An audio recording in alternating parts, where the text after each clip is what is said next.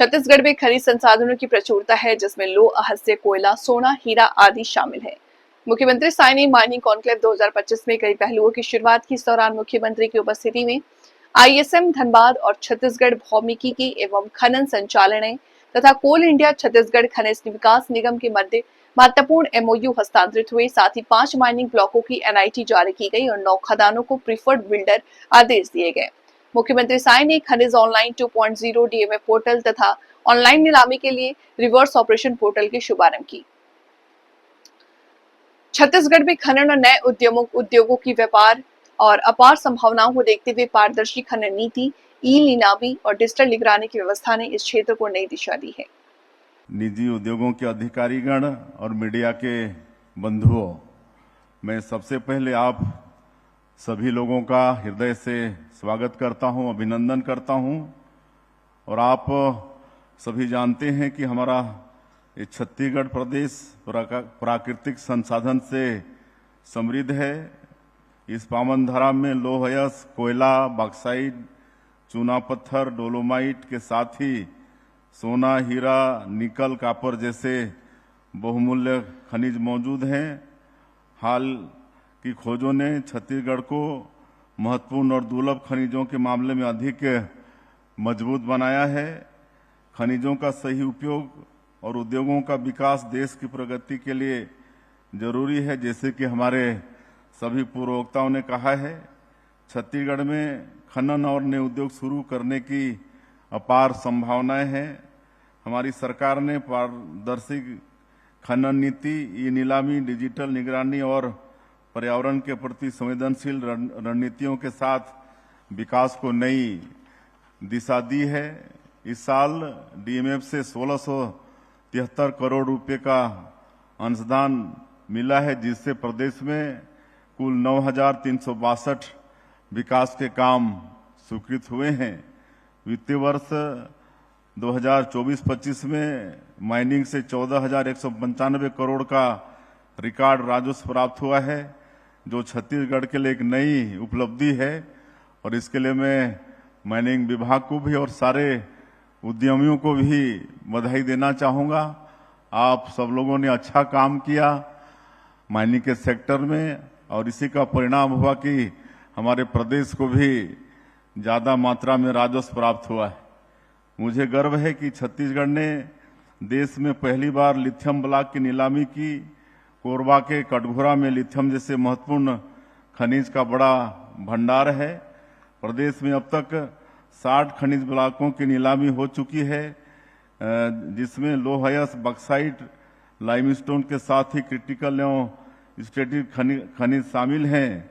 और इस विषय में मात्र अभी 19-20 महीने में जो हमारी सरकार ने माइनिंग के सेक्टर में किया है, हमारे सीएमडीसी के चेयरमैन बहुत विस्तार से बताए हैं।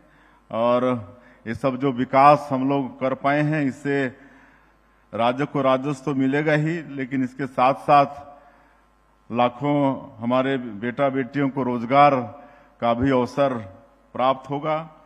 बंधुओं, मैं बताना चाहूँगा कि पिछले महीने 9 खनिज ब्लॉकों की नीलामी हुई है और आज उनके लिए अधिमानी बोलीदार घोषित किए गए हैं।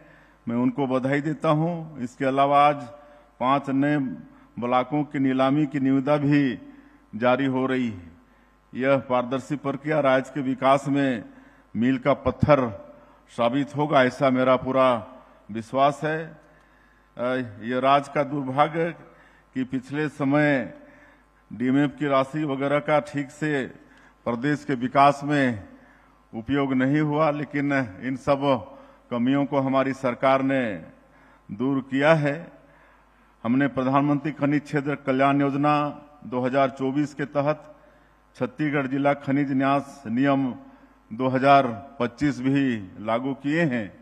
नए प्रावधान से खनन प्रभावित क्षेत्रों में विकास सुनिश्चित होगा, साथ ही स्थानीय लोगों के जीवन में सकारात्मक बदलाव भी आएगा।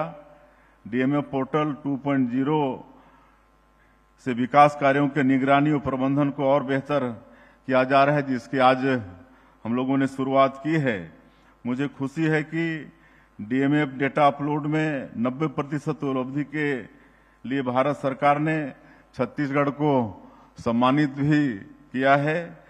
यह हमारी पारदर्शिता और सुशासन की जीत मैं समझता हूं।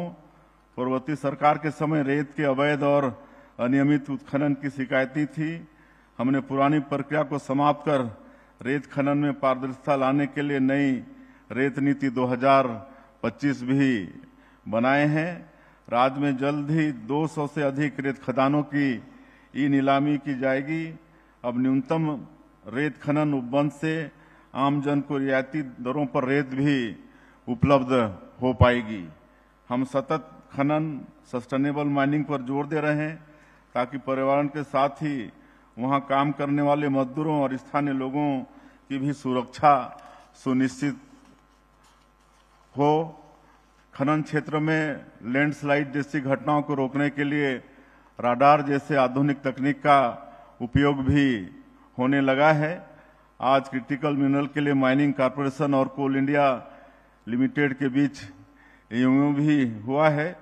वहीं क्लीन एनर्जी के क्षेत्र में नए निवेश को बढ़ावा देने के लिए आईआईटी रुड़की और आईएसएम धनबाद के साथ आज एमओयू साइन हुआ। यह प्रदेश में खनन और क्षमता विकास में अवश्य मदद करेगा। हम राज्य में मुख्य खनिजों की तरह ही गौण खनिज खदानों में स्टार रेटिंग सिस्टम लागू कर पर्यावरण संरक्षण को बढ़ावा दे रहे हैं और आज उनको हम लोगों ने सम्मानित भी किया है। मतलब 5 स्टार, 4 स्टार और 3 स्टार, उनको भी सबको हम बधाई देना चाहेंगे और उनके साथ शुभकामनाएं हैं और वो रेटिंग में और आगे वो बढ़ें। मुझे खुशी है कि वैज्ञानिक तरीकों से खनन के साथ पर्यावरण की रक्षा हो रही है और राजस्व विकास की नई कहानी लिखी जा रही है। पारदर्शिता और सतत विकास के साथ छत्तीसगढ़ समृद्ध हो रहा है और हम लोग माइनिंग सेक्टर में अधोसंरचना के लिए पीपीपी मॉडल का भी हम लोग विचार कर रहे हैं, जिससे और माइनिंग के सेक्टर में विकास होगा। निश्चित ही हम पर्यावरण की रक्षा करते हुए खनन में बेहतर काम करेंगे और प्रधानमंत्री श्री नरेंद्र मोदी जी के विकसित भारत के संकल्प को पूरा करने में अग्रणी राज्य होंगे। मैं आप सभी का अंत में स्वागत करते हुए और 9 साल बाद एक कॉन्क्लेव का आयोजन हुआ है। हालांकि माइनिंग विभाग मेरे पास ही है, लेकिन मैं अपने विभाग को इस आयोजन के लिए बधाई देता हूं और ये कॉन्क्लेव निश्चित रूप से हमारे छत्तीसगढ़ में माइनिंग के सेक्टर में और विकास के लिए मील का पत्थर साबित होगा। आप सभी लोगों को बहुत बहुत धन्यवाद।